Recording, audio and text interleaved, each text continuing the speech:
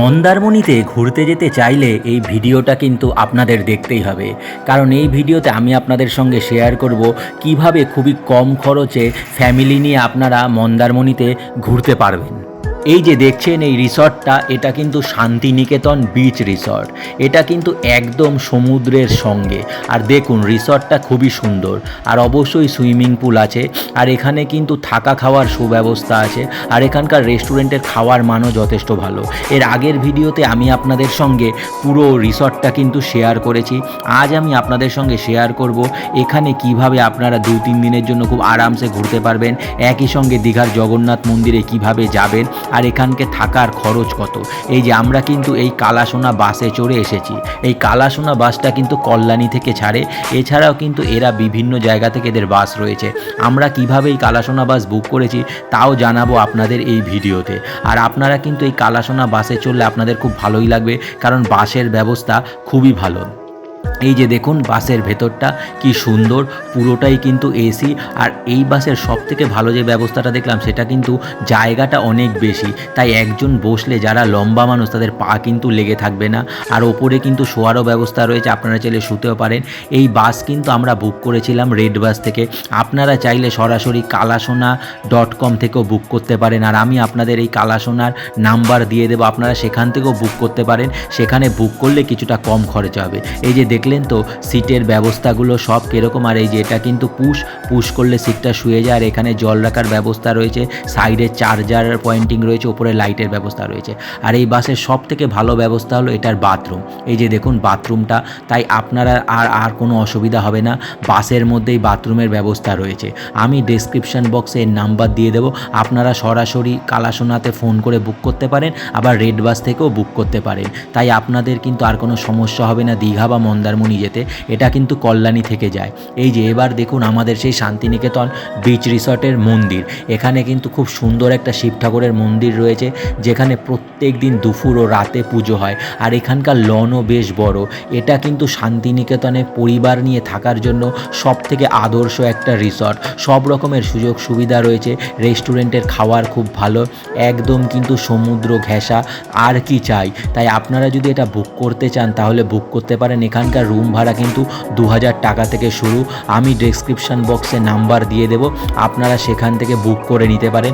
আর এখানকার কিন্তু স্টাফদের ব্যবহার খুবই ভালো। মন্দিরটা দেখুন কি সুন্দর, আর এখানে আপনারা আসতে চাইলে কিন্তু খুব সহজেই বুক করে চলে আসতে পারেন। এরকমই ভিডিও দেখতে থাকুন আমার চ্যানেল ফুডি পাপুতে। এই যে দেখুন আমরা কিন্তু বিচের পাশে বসে রয়েছি, আর এখানে কিন্তু একদম গরম গরম পাকোড়া, চিকেন পাকোড়া, কফি সব সমুদ্রের ধারেই সার্ভ করছে। এই যে দেখুন এদের রাতের বেলার রিসর্টটা, আর এটা কিন্তু আমরা একদম সমুদ্রের পাড়ে বসে রয়েছি।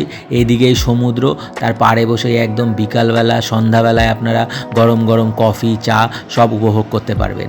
আর সেদিন কিন্তু আমরা রাতে নিয়েছিলাম ফ্রাইড রাইস আর চিলি চিকেন।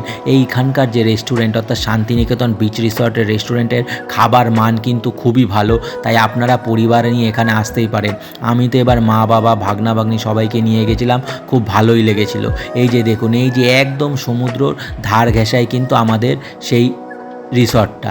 আর এর পাশে আরেকটা কিন্তু খুব ভালো স্মৃতিচরণ বিচ স্যাক রয়েছে, যেখানকার খাবার দাবার খুবই ভালো। আমরা যেহেতু 3 দিন ছিলাম এখানে খেতে গিয়েছিলাম। মন্দারমণিতে এটা কিন্তু একটা নামকরা রেস্টুরেন্ট, আর এটা আমাদের একদম শান্তিনিকেতন বিচ রিসর্টের পাশে। এই যে পাঁচিল ঘেরা যে জায়গাটা দেখছেন সেটা হচ্ছে রিসর্ট, তার পাশেই কিন্তু এই বিচ স্যাক। আমরা কিন্তু একদম সমুদ্রের ধার ঘেঁষে এখানে চলে এসেছিলাম। এখানে আমরা এদিন দুপুরেও খেয়েছি, রাতেও খেয়েছি। মন্দারমণিতে আপনারা যারা থাকবেন একদিন কিন্তু অতি অবশ্যই এখানে খেয়ে দেখতে পারবেন। রাতের অ্যাম্বিয়েন্সটা কিন্তু এখানকার খুবই ভালো। আমরা দিনের বেলাও খেয়েছি, রাতের বেলাও খেয়েছি। রাতে কী খেয়েছি তাও শেয়ার করব। এই যে দুপুরবেলা কিন্তু আমরা খেতে বসে গেছি। আর এখানকার প্রত্যেক কয়টা খাবারের দাম যেমন রিজনেবল, তেমনি খাবারের কোয়ালিটিও কিন্তু ভালো। তাই আমি সাজেস্ট করব মন্দারমণিতে আপনারা যারা ঘুরতে আসবেন অতি অবশ্যই একবার এই বিচ থেকে খেয়ে দেখতে পারেন। সমুদ্রের জল একদম নিচে চলে আসছে, আর ওপরে বসে আপনারা খাচ্ছেন, খুবই ভালো কিন্তু একটা আপনাদের অভিজ্ঞতা হবে। এই যে আমরা কিন্তু সেদিনকে অর্ডার দিয়ে দিয়েছিলাম ভাত, পমফ্রেট মাছ, চিকেন।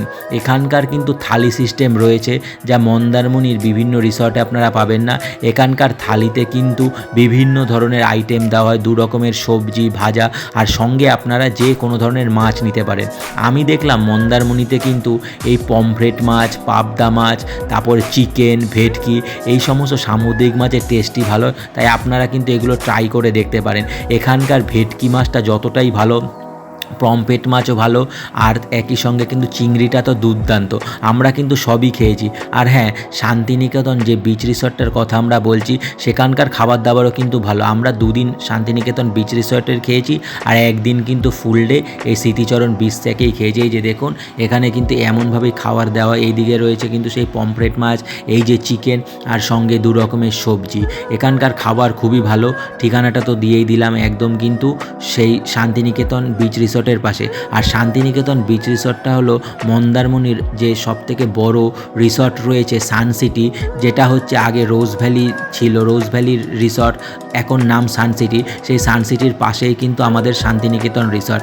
আমি ডেসক্রিপশান বক্সের নাম্বার দিয়ে দেবো, আপনারা সরাসরি কিন্তু সেই নাম্বারে বুক করতে পারে। এখানে কিন্তু রুম শুরু হচ্ছে 2000 টাকা থেকে।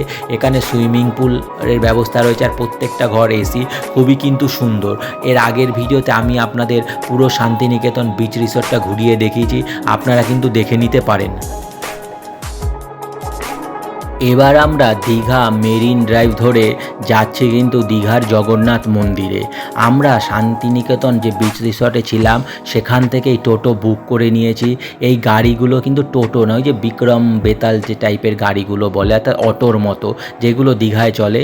এক একটা গাড়ির ভাড়া নিয়েছে 600 টাকা। আমরা 2টো গাড়ি নিয়েছিলাম 1200 টাকায়। আমরা কিন্তু সেখান থেকে একদম সরাসরি দীঘার জগন্নাথ মন্দিরে গিয়েছিলাম। এই যে দেখুন, দীঘার সেই মেরিন ড্রাইভ, তালসারি, শঙ্করপুর ধরে আমরা সরাসরি গিয়ে পৌঁছেছিলাম দীঘার জগন্নাথ মন্দিরে। যাওয়ার সময় আপনারা কিন্তু তালসারি, শঙ্করপুরও ঘুরে নিতে পারবেন। এখানে কিন্তু 500 থেকে 600 টাকা ভাড়া নেয় এইগুলোতে, এই গাড়িগুলোতে। এই যে আমরা কিন্তু চলে এসেছি দীঘার জগন্নাথ মন্দিরে।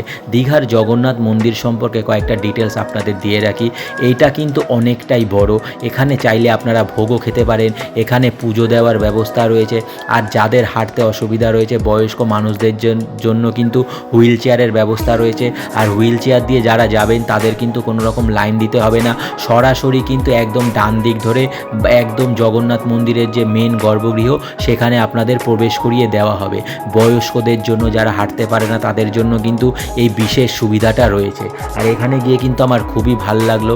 আর আমি আপনাদের সাজেস্ট করবো আপনারা এখানে বিকালে যান, কারণ এখানে কিন্তু সন্ধ্যাবেলায় এই যে পাশে যে আপনার এই পুকুরটার মতন দেখছেন, এখানে কিন্তু খুব সুন্দর সন্ধ্যা আরতি করা হয়। জগন্নাথ দেবকে কিন্তু নৌকায় বিহার করা হয়, আর যখন লাইট জ্বলে ওঠে সেটা কিন্তু খুব ভালোই লাগে। তাই আপনারা যদি জগন্নাথ মন্দিরে আসতে চান, দীঘার জগন্নাথ মন্দিরে, তাহলে আমি সাজেস্ট করবো আপনারা সন্ধ্যাবেলার দিকে আসুন। লাইট দেখলে ভালো লাগবে, আর সন্ধ্যা আরতি দেখলেও ভালো লাগবে। আর যদি প্রসাদ খেতে চান, তাহলে সকাল সকাল এখানে চলে আসুন, কারণ এখানে সকাল 8টা থেকে 9টার মধ্যে কুপন দেওয়া হয়। আর এখানকার খাওয়ার জায়গাটাও কিন্তু খুব বড়, যেখানে কিন্তু বসে খাওয়ানোর ব্যবস্থা রয়েছে। আর আপনারা চাইলে কিন্তু সেগুলো পার্সেল করিয়ে হোটেলে নিয়েও যেতে পারেন। দীঘার জগন্নাথ মন্দিরটা দেখে কিন্তু আমার খুব ভালোও লাগলো। আপনারা দীঘা বা মন্দারমণি আসলে অতি অবশ্যই কিন্তু একবার ঘুরে দেখবেন।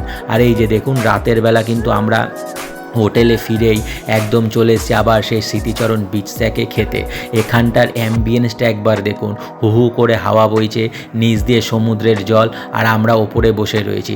আপনারা এখানে এসে একান্তে সময় কাটাতে চাইলে আপনাদের কিন্তু খুব ভালোই লাগবে। এই যে দেখুন কি সুন্দর, পরিবার নিয়ে বা নিজের মনের মানুষকে নিয়ে এখানে আপনারা চাইলে একান্তে সময় কাটাতেই পারেন। আর আপনারা যা চাইবেন সেই খাবার আপনাদের সার্ভ করা হবে। এখানে কিন্তু চাইনিজ, ভাজা সব খাবারই দেওয়া হয়।